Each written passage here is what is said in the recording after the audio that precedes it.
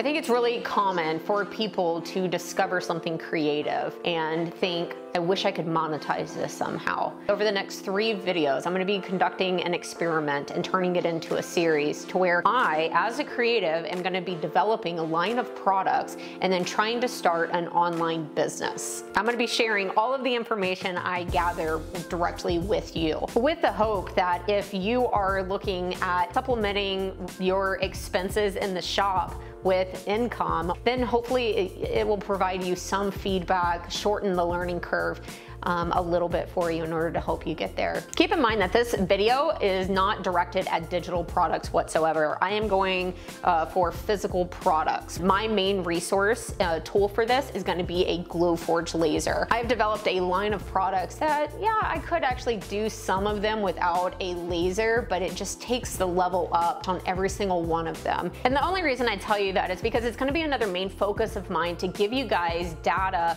on what's a reasonable time period that you can expect a return on investment with a larger piece of equipment investment like a Glowforge laser. So let's dive into my approach to tackling this. The first thing that I'm focusing on is picking a niche. I think a lot of times people get a piece of equipment, in this case I'm going to be utilizing a laser, and they just want to laser anything and everything and kind of be a one-stop shop for anything. I'm going to focus on a single niche.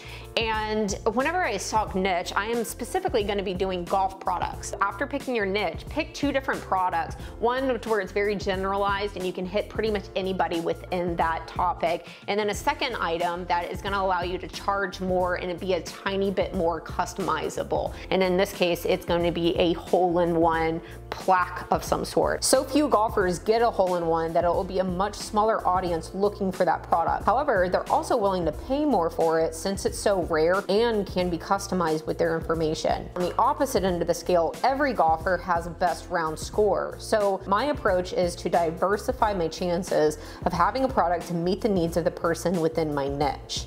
The next thing that I'm focusing on is pricing. The smoother you can make the making process and the more automated that it can be, the cheaper it can be for the customer. I am using the Glowforge Pro. There's so many products that can be aesthetically increased with something as valuable as a laser. It not only allows me to do something such as this pencil holder that's 100% laser made, but then on products that aren't made with the laser, it allows me to add very easily a customizable option that otherwise I couldn't do without the laser.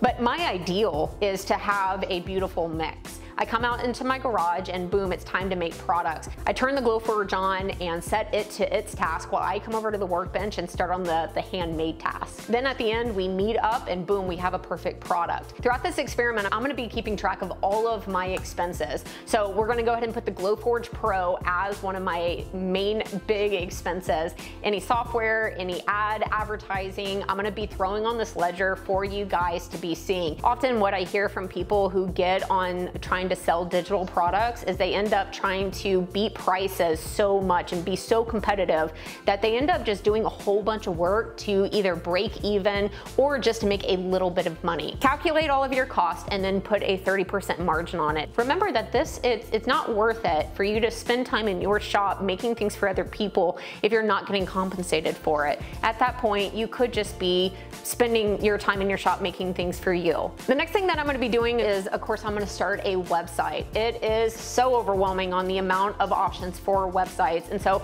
I did a bunch of research and I found that Shopify is a website that is e-commerce based. And if you're going to be selling products, then you need an e-commerce based website. It is very simple and easy to do. After creating a logo, it's very easy to just drag and drop. You get your product photos, you can upload them all in a heartbeat. You have tons of area in order to type in your own product descriptions and even allow customized options on there. Outside of a website, I'm of course going to be trying tons of other marketplaces. The biggest one that everybody knows is of course Etsy. What I really like about Etsy is that, let's say I do golf products now, but then there's tabs within Etsy to where if you get into animals or motorcycles or wedding niches next, you can keep everything on the same storefront, but then just have different kind of groupings of things. I really want to try out a few different marketplaces in a addition to Etsy so that I can give you feedback on what performed and what didn't, what might be worth your time and what not. Other competitors to Etsy that are still handcrafted items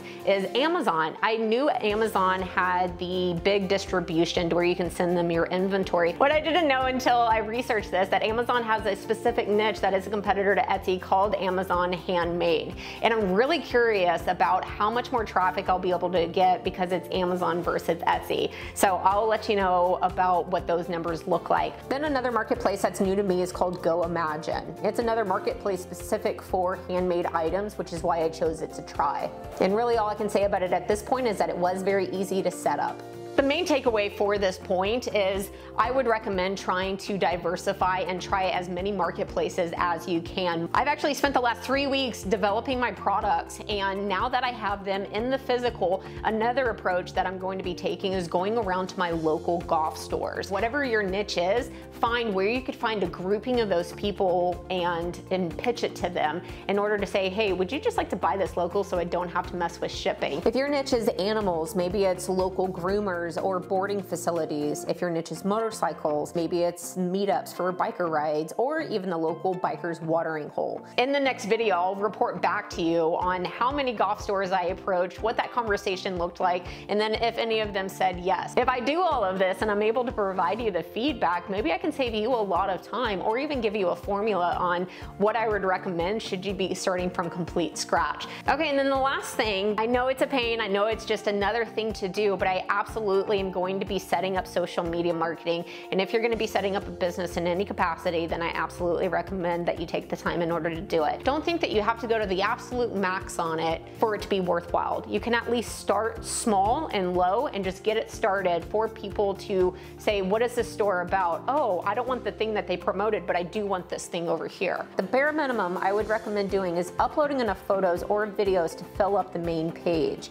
Then if you're able to continue to upload, great. But if not, at least when people land on the page, they'll have visibility on different items they might buy. I can't wait to report back to you guys. Be looking for the next video in 4 weeks when I'm gonna come back with you with numbers on how things performed. Again, I have no idea how this is gonna turn out, but I absolutely love the products that I created. So I really am giving this a very good effort in order to try to make a go of it, and I'm trying to remain as authentic and off the radar with my Wilker Do's brand in order to keep it as authentic as somebody without an audience doing it. All right, I will report back to you in a few weeks. I hope that you enjoyed this. Also, if you have started a physical product online business and have any good tips that you're willing to share with not only me, but also the people who are reviewing this video, then please leave it down below. I feel like so many of us end up catching on to a passion and then wanting to somehow turn it into a business. The only advice that I'll give you there is protect your passion at all costs. Sometimes whenever you turn something into a business, it can take all of the fun out of it. Just keep your thumb on the pulse as you're starting,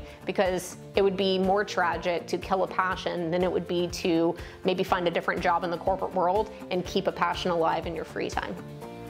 All right, I'll get off my soapbox. I'll see you on my next video.